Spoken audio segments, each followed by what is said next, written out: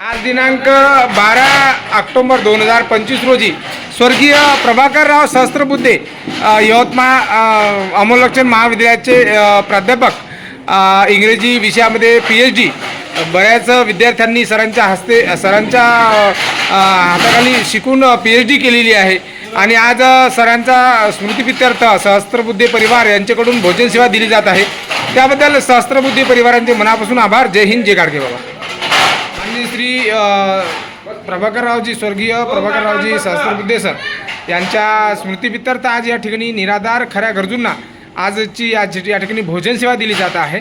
सहस्त्रबुद्धे परिवार काका सर्व आले आणि प्राध्यापक प्रशांत गावंडे सर जे इंग्लिश विषयामध्ये ज्यांची PhD आहे, सरांचे ते विद्यार्थी आहेत आणि सरसुद्धा या ठिकाणी येऊन भेट देऊन गेले आणि 25,000ची भरीव मदतसुद्धा नंददीप फाउंडेशनचे या कार्यालयाला केलेली आहे। त्याबद्दल सहस्त्रबुद्धे परिवारांचे मनापासून आभार। जय हिंद, जय गाडगे बाबा।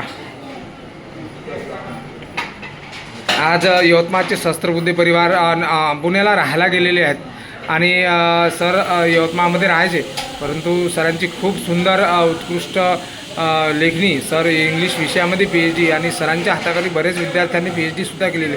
अमोलक्षण महाविद्यालय म्हणजे यवतमाळचं जुनं महाविद्यालय आहे आणि त्या महाविद्यालयाचे सर प्राध्यापक होते आणि सरांनी बऱ्याच विद्यार्थ्यांना इंग्रजी विषयामध्ये घडवलेलं आहे। त्याबद्दल सरांचे मनापासून आभार।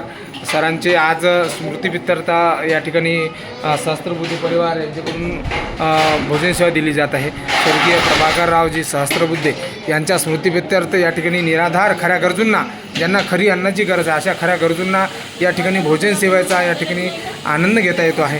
त्याबद्दल सहस्त्रबुद्धे परिवाराने आज खऱ्या गरजूंना 175 बेघर बांधव या निवारा केंद्र येथे निवारा घेतात आहे। खरे गरजू आहे, ज्यांना खरी आधाराची गरज आहे, ज्यांना आईवडील नाही, ज्यांचं मानसिक संतुलन हरवलेलं, ज्यांचं मन आणि गाव हरवलेलं, अशा खऱ्या गरजूंना नंददीप फाउंडेशन येथे निवारा दिला जातो आणि निवारा दिल्यानंतर त्यांचं संगोपन, पालनपोषण आणि उपचार केले जातात। उपचार केल्यानंतर त्यांना घरपोच परिवारामध्ये स्वाधीन केलं जाते। असे आत्तापर्यंत 665 बेघर बांधवांना त्यांच्या घरी पुनर्वसन केलेलं आहे। त्याबद्दल सर्व दानशूर दानदात्यांचे मनापासून आभार। आज रोजी 175 बेघर बांधव या ठिकाणी निवारा घेतात आहे। परंतु या निवारा केंद्रामध्ये जवळपास 4-5 वर्षामध्ये 800च्या वर बेघर बांधवांना निवारा देण्यात। मित्र, आपण पाहतो या ठिकाणी नंददीप फाउंडेशन बेघर निवारा केंद्र। आपण YouTube चॅनल पाहत असाल तर नक्कीच लाईक करा, शेअर करा आणि सबस्क्राईब करा।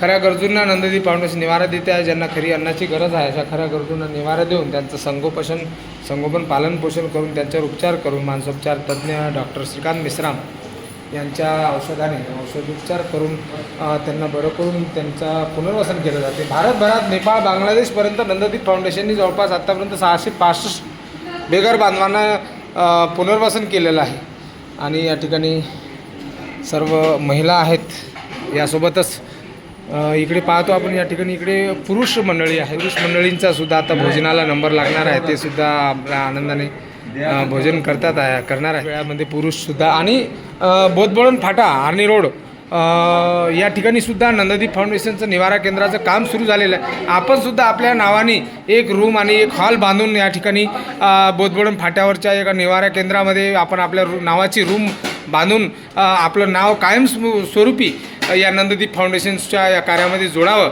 कारण मदतीचा हात आपला हा शेवटचा मदतीचा हात आहे, म्हणजे प्रत्येकाने मदत करायला पाहिजे आणि अखंड भोजन सेवाचा यज्ञ आणि हा यज्ञ चालतो आहे। बोधबळण फाट्यावर इथून जवळच दानशूर व्यक्तिमत्व आदरणीय हरिओम बाबूजी भूत यांनी 55 लाख रुपये किमतीची जागा विकत घेऊन दिलेली आहे, दान दिली आहे नंददीप फाउंडेशनला। त्या ठिकाणी बांधकामाचं नियोजन सुरू झालेलं आहे। आपण आपल्या नावाने त्या ठिकाणी एक रूम बांधू शकता आणि त्या ठिकाणी आपण आपलं नाव कायमस्वरूपी स्मरणात ठेवू शकता, स्मरणामध्ये। आणि आपण नक्कीच या बांधकामासाठी मदत करावी, जेणेकरून हे निवारा केंद्र आपण नक्कीच या नंददीप फाउंडेशन बेघर निवारा केंद्राला भेट द्यावी आणि या आनंदामध्ये सहभागी व्हावं। खऱ्या गरजू आहेत, ज्यांना खरी अन्नाची गरज आहे अशी खरी गरजू बेघर, निराधार आणि निराश्रित बेघर बांधव आहेत, त्यांना खरी अन्नाची गरज आहे। काल ही आलेली माऊली या रात्री पोलीस स्टेशन कारंजा येथून आलेली आहे।